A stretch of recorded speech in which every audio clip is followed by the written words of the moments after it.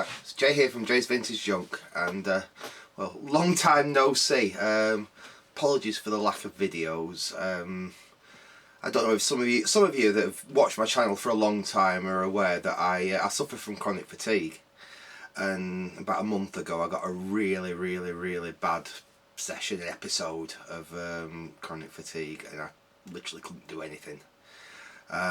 Completely knocked me on my backside to the point where I literally could not get out of bed or anything. Slowly got better and better. Started to feel a little bit better, so I could actually go out and do a few things. And I got hit with one of the worst flus I've had for a very long time, and it completely knocked me right back on my arse again. I've only started feeling better really in the last 4 or 5 days. Previous to that, like I said, I literally, it was an effort to get out of bed, especially when, like I said, my chronic fatigue was particularly bad, and then, like I said, it was just starting to come back around from that and got hit with this horrendous flu. Like I said, that really did knock me on my backside. But like I said, I started feeling a little bit better a few days ago.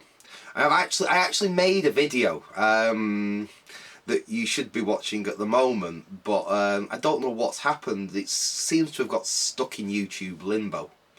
It's about a couple of record players that I picked up just before I started feeling unwell. So literally I've sat on these 2 record players for like a month, and I've done a video on them. It's not like a repair video or anything, it's just a quick look over video, because one of these record players is quite interesting. It's not a UK player. And I uploaded that to YouTube, and there's something. At first it processed the standard def version of it, no problem at all. And it just keep coming up processing for the HD version. Now that's not unusual when you're doing a video for YouTube. That can happen. But it's now come up with like an exclamation mark, and it's not processing, and it won't let me play the standard def version. It just comes up with an unhappy kind of YouTube face. So I'm going to have to look at that, and you'll see that video when I figure out what the hell is going wrong with it. I've got an inkling I know what the problem is, and if it is what I think it is, it's something really daft, and I'll have a little bit of a rant about YouTube about it. But what I thought I would do in this video, while I've been unwell, rather a lot of bits and bats have kind of turned up, and like I said, I was so like I said, not up to it. I didn't even open the packages. So these have all turned up from eBay.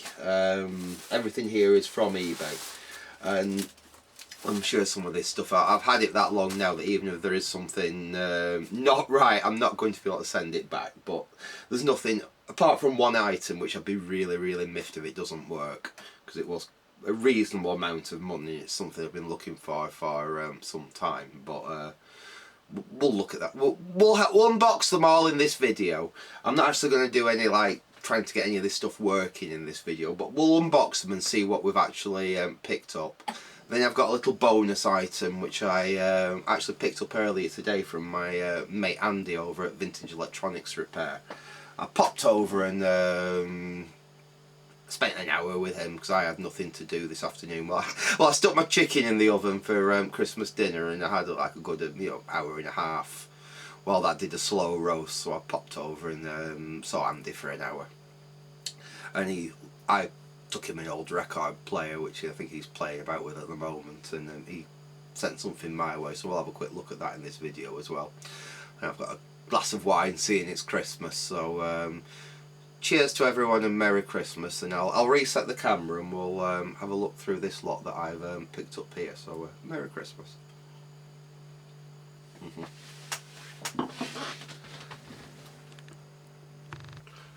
Right, well, I've got you down on the pile here, so let's start with the first item that I picked up. Now I think I know what's in this packet. This should be something that'll be quite useful. Now, I used to own one of these back in the 90s, back when I actually used to repair computers, you know, for a living per se. Now this is a modern, if this is indeed what I think it is, this is a modern recreation of that device.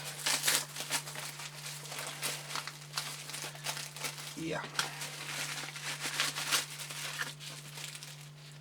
Get that out of the way.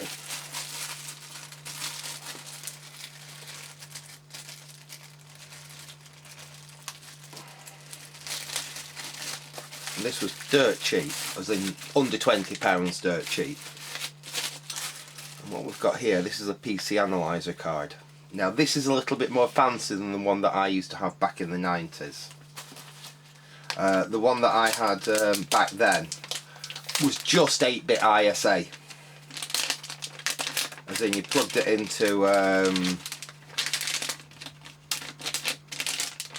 an ISA slot, an 8-bit ISA slot, like that, and it'll give you the like postcodes will come up on here. It'll give you beep codes. It'll tell you which power, if you've got any power lines out, so it'll show you, you know, your minus 12 volts, minus 5 volts, plus 12 volts, plus 5 volts, and basically it'll show you with the LEDs there whether all your power rails are intact. Like I said, this will show you error codes, and you've also got a speaker there that will give you your postcode beeps. Like I said, this is a little bit more fancy than the one I had back in the 90s, because as well as the 8-bit ISA, you can spin it over and it'll actually work on a PCI slot. So I said, I've been meaning to, I don't know what happened to my original one I had back in the 90s. I thought I'd put it away somewhere in the attic, but I've searched and searched off and on over the last couple of years to see if I could find it, and I've not been able to locate it.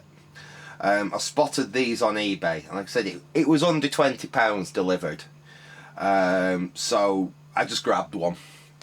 So in a future video we'll give that an actual try and see whether it actually works. I believe this is actually the same one as Necroware. If you ever watch any of his videos, he's got one of these. I think this is actually the same one as he's got.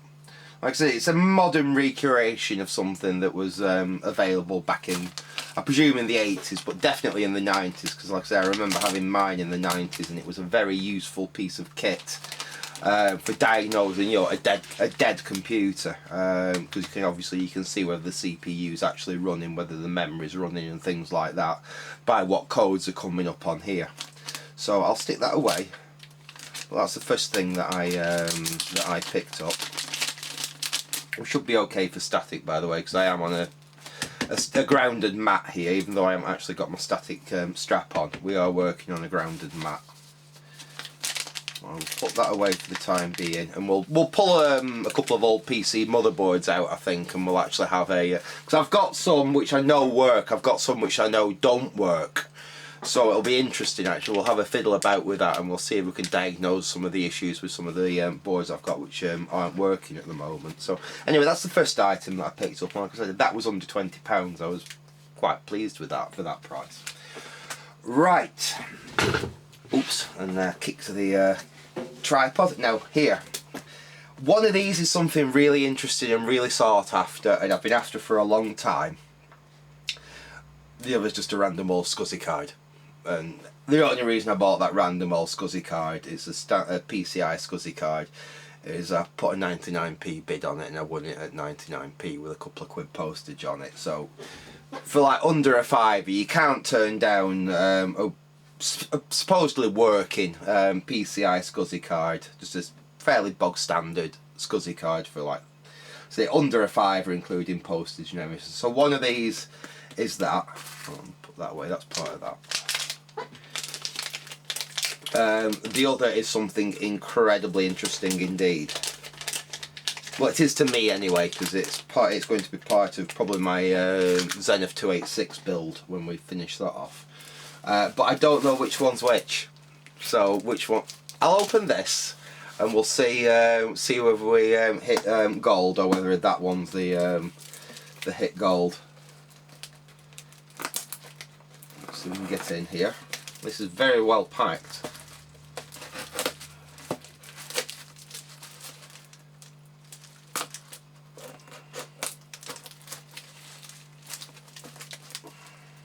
Dear me, someone's gone overkill on the packaging on this, I will say.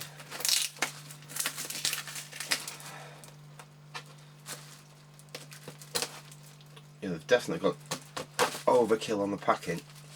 Brown tape. Must have used a whole roll of brown tape on this thing. Dear me. I'm hoping this is the really good one then, and they've just gone absolutely ridiculous on the packing. Can't see anyone going quite this ridiculous for a 99p SCSI card. Right, are we in? Are we in? Come on. There we are. Yeah, we're in. Oh, no, this is the cheap SCSI card. Yeah, there we go. Is that it?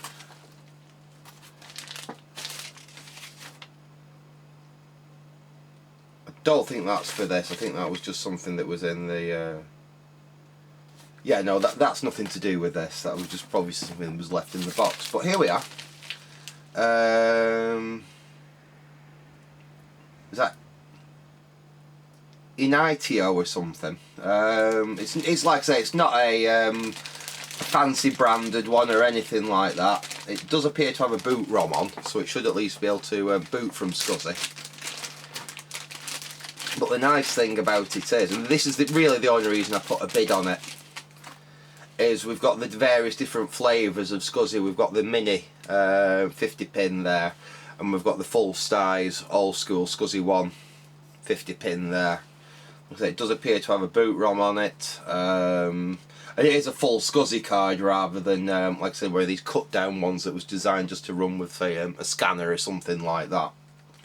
But it was, like I said, it was literally, I think I paid 99p for it including. Oh, there we go. It's from startech.com. But again, this is something we'll fire up in a suitable computer.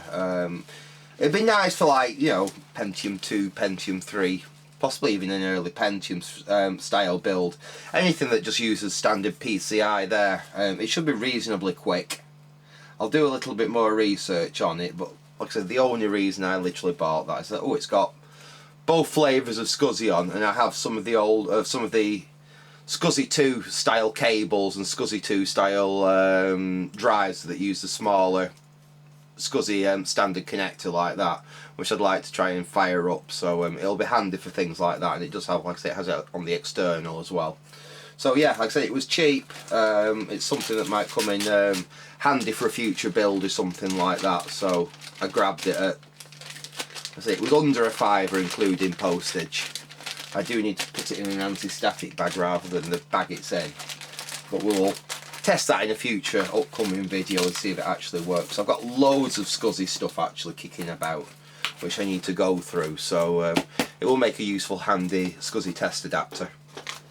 Right, now this one, this is the one that I've got a bit more interested in. This wasn't dirt cheap. It was cheap for what it is, but it wasn't dirt cheap.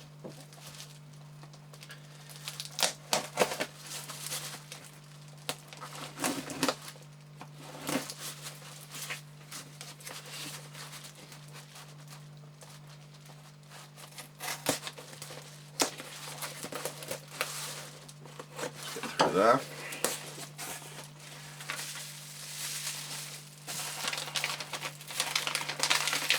There we go. This is an Oak Technologies VGA card. It's an early, and I do mean early, VGA card. I think it's got 256k of memory on it, which makes it, you know, like I said, very, very early VGA. But that's not actually the reason I bought this card. The reason I bought this card is it doesn't just cover VGA. If we have a look on the side of it, we've got a standard VGA connector there, and we've also got a 9-pin connector there, and a set of jumpers. Now this card can actually output full true EGA, and that's the whole reason I bought this card. I have a nice genuine colour EGA monitor, a Ulysses one. I've actually got it connected up at the moment. I use it with like my Toshiba T1000 and things like that, just as a CGA monitor, because an EGA monitor is backwards compatible with a CGA card. But I've always wanted a proper EGA card for it, and they are horrendously expensive now. They weren't that when I was messed about with computers, to be honest. I think I might have come across like one system that wasn't an Amstrad that actually had EGA graphics on it. It was not common. Most like 286 and early systems I used to encounter, generally speaking, were running Hercules, because they were used for like business computers and things like that. Most 386s and above that I encountered had VGA. So I really didn't encounter EGA very often. But I do have this plan to build like my ultimate 286 computer. I've got that Zenith which I'm currently working on at the moment. And I want to really turn that into like the ultimate of 286 computers. So, you know, 286, it'll have a SCSI subsystem in it, it'll have SCSI hard drive, so we can have a decent sized hard drive in there. Ad-lib sound, obviously I want EGA graphics on it. We're talking the type of computer that you could play, you know, that would have been suitable for like the early DOS games, like your Commander Keens and stuff like that. I don't really want to go to VGA on it. I've got 386 systems which I want as VGA. Like I said, it's just for that certain era of games where really a 286 is really what you want. So that's basically what I bought that for, and I paid £25 for it, which, I mean, some people say, wow, you got a bargain. What you've got to remember is when I was in the trade, cards like this were worthless. I used to have boxes of these on my stall when I used to have a stall up at the Bowlers Computer Fair, and I used to sell them for 50p and £1 each. Because, you know, when I was stripping old systems down, anything like this just went in big boxes and literally 50p or £1 cards. You cannot get stuff like this like that anymore. Like I said, I paid £25 for that. I think it was at least £25 I paid for it. Yeah, because the guy wanted more for it, and I put a cheeky offer in at 25. I was actually really surprised when he accepted it. But apparently it is in full working order. So anyway, we'll put that away. And we'll see that again when we've actually got a computer we can fire that up with.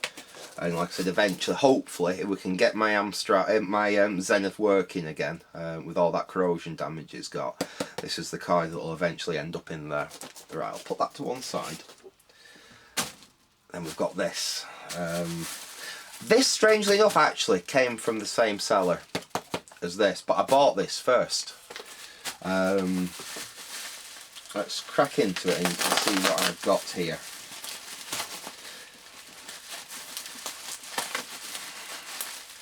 Again, this is from the era of PCs that I really like messing with. This is, you know, late 286, early 386, very early 486, that kind of era. That's the type of computer that when I first got into like repairing computers and upgrading computers and stuff, that's what I was working on, that's what I was messing with all the time.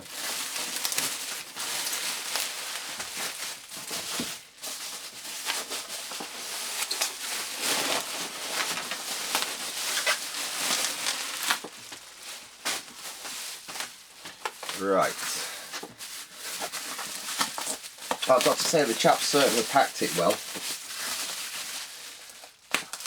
I'm rather glad because like I said, I've had this for at least a month, probably just slightly over a month actually.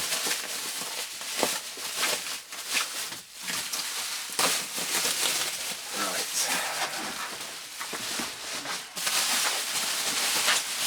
Dear me.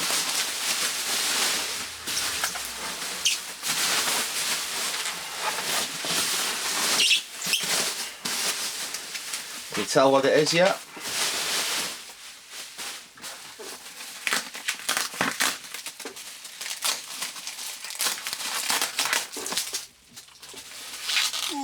and it's heavy.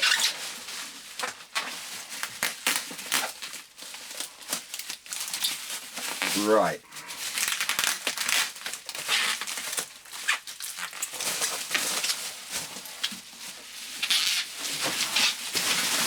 Dear me.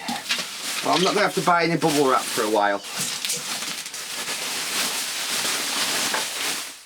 I can't remember the last time I bought any bubble wrap. And there we go. Ooh. We have another nice small form factor PC. This is a MyTac. I believe actually this is very similar to an ICL system that I had loads of back when I used to refurb PCs. It looks, apart from the fact it says MyTac there and the MyStation there, it is like very similar to an ICL system. Like I said, I ended up with a pallet load of them. And they were, I actually thought they were later systems than they were, and they turned out to be 286s. And I had some fun with them, but I'll go into what I did with quite a few of them in a future video. But it's, like I said, very similar, even as in that the keyboard and mouse connections are over on the side there. What I do notice actually is we've got a standard AT style keyboard connector, and then a PS2 style mouse connector. I think the ICLs were both PS2 on the side there. I could be wrong though. I'm going back a very long time. Then on the back we've got standard VGA output. We've got printer, serial there. Lovely, nice, low, small form factor case, and that's like basically one of the reasons that I grabbed this thing. And it was cheap. And there's a reason. Well, there's a couple of reasons why this thing was cheap. And I'll crack it open now and I'll show you why this was cheap.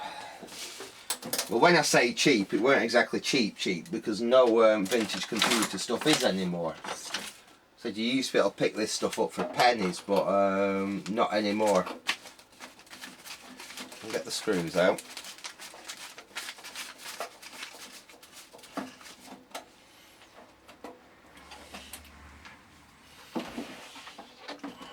Another one on this side here, I think. I think these are the screws to extract it.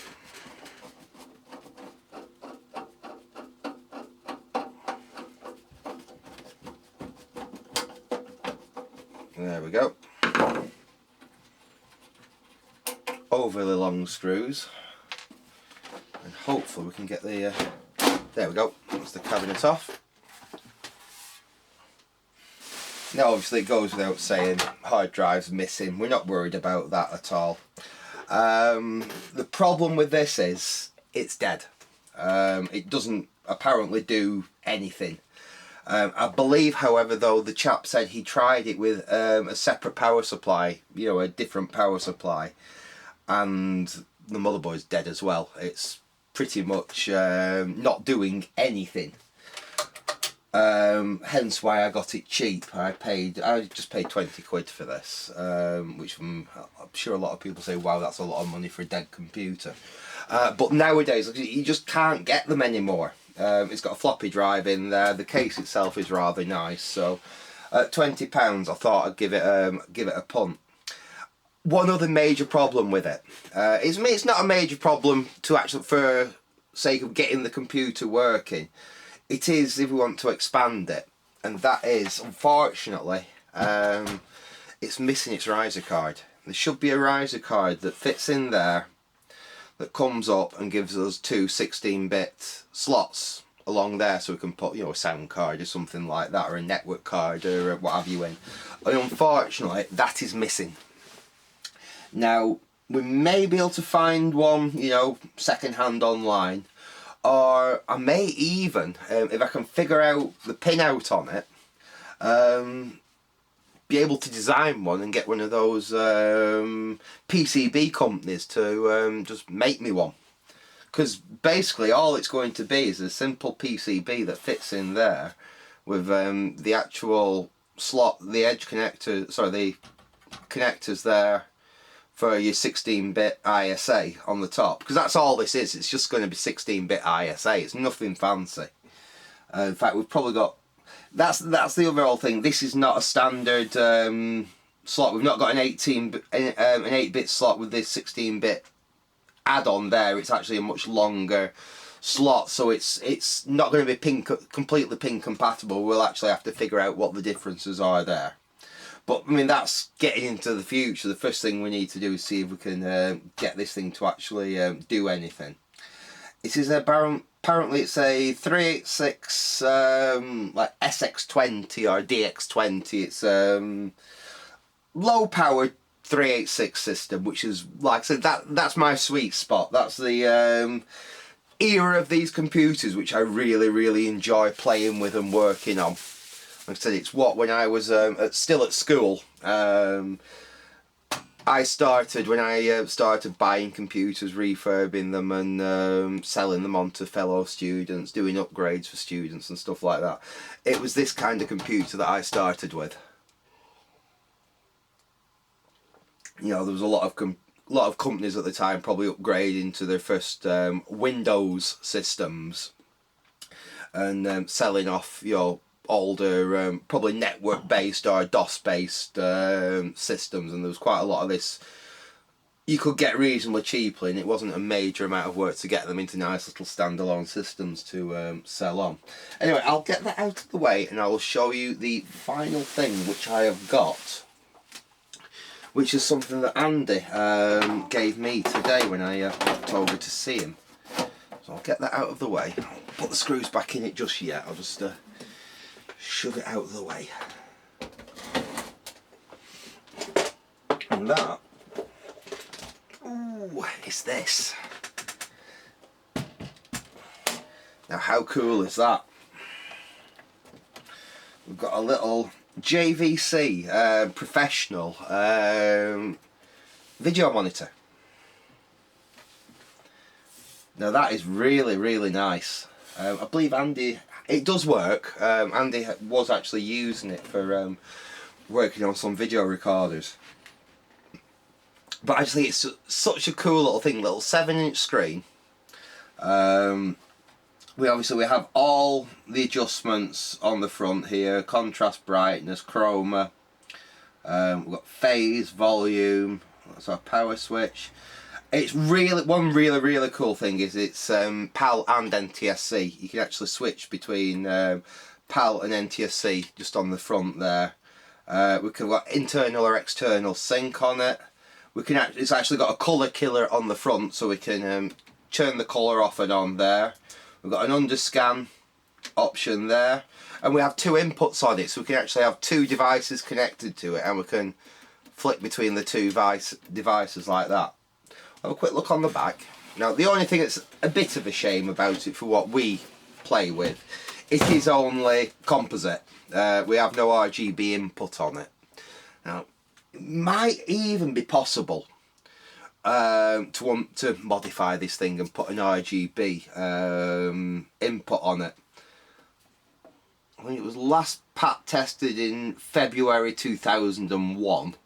So it's, you know, it's been out of like industrial or commercial use for quite a long time. Other thing is its mains are battery. This thing will run on 240 volt mains. It'll run on an internal battery, or it'll actually run on an external 12 volt DC supply, like, you know, a car battery or a plug-in power supply or something like that. So it's really versatile. Yeah, the battery would have obviously gone in there. Massive big, probably like this, the old JVC video cameras, the professional JVC video cameras. It seems to be the same style of battery as they would have used. It probably actually does use a like a camcorder style battery, not like a home camcorder, like a professional video recorder style one, video camera one. And that's basically, I think, what this would have originally been used for. This would have been used in like either an outside broadcast environment environment or a studio environment or something like that as just a little monitor. We used to use, if you're not aware, my actual background is in events management and doing shows and things like that. And we actually used to use banks of these monitors for when I was doing vision mixing. I'd have like perhaps about 6 or 7 cameras in a room with camera operators on them, and each one of those cameras would be displayed on a little monitor like this, and then I would select which shots I wanted to go on the big screen, or go down to the editor, what have you, and I could use my vision mixer to select which ones of these images went down. But anyway, that's basically what I used to do many years ago. But this is basically the kind of equipment that we used to use. I think most of the stuff we used to use was Sony, but this is basically JVC's version of it. Now I do have an IEC lead here. I'm not sure what we can shove up it though. We'll try seeing if we can get an image on it. Like I said, Andy did tell me it does work, and he was using it only a few weeks ago, so don't foresee us having any issues with it. The only issue we may have at the moment is the fact that this thing uses BNC, and I'm not sure if I've got any BNC to phono leads. In fact, just bear with me a minute. I'll go and see if I can dig some leads out so we can actually see if this thing will work. So back in a sec. Right, well, I've dug that little NES on a chip thing that I built a while ago out, and I found a BNC to phono lead. So let's give this thing a try. Now the nice thing about this is actually NTSC, so we can actually see whether it works okay with an NTSC input. Let's plug in this, and we'll plug some audio in so we can at least hear some audio as well, see if that works. We've got input A on the top here. We'll plug some audio in there. We've actually got loop through as well, which is really nice. We'll plug, I think this lead works alright. So we've got our video there, we've got our audio. I'll get this round so you can see the screen. Okay. I'll get my little crappy console there. Let's try and power this thing on and see what happens. It's powered on.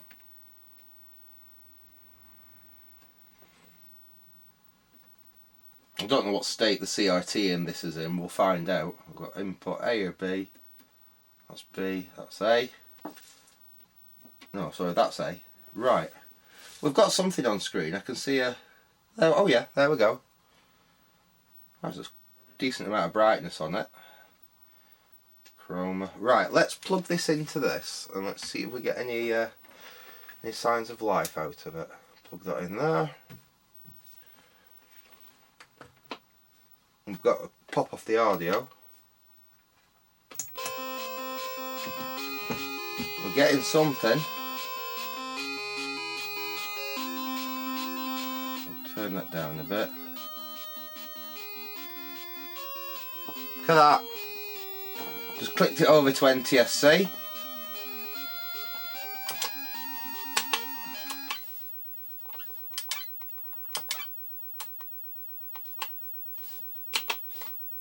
Look at that.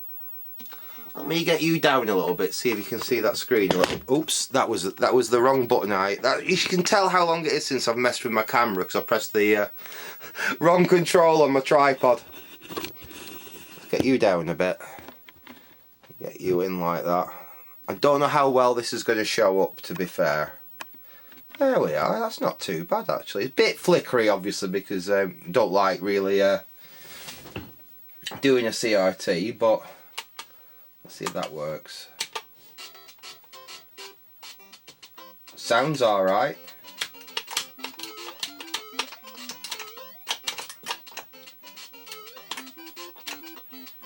I mean, the video quality is not brilliant, but that's probably this really crappy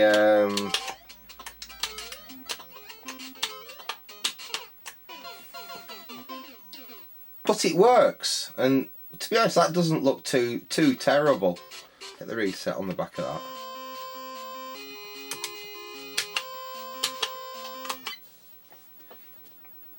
Let's try Contra.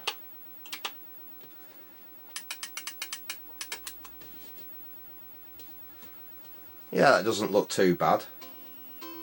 It's actually really quite a nice quite a nice defined image. It's looking better in real life than it's actually looking through the camera, I will say that.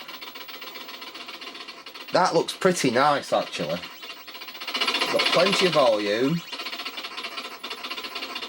Really nice contrasty screen. Goes nice and bright. In fact, there's loads of life left in that CRT. That's chroma. Set that around the middle. I don't know what phase does.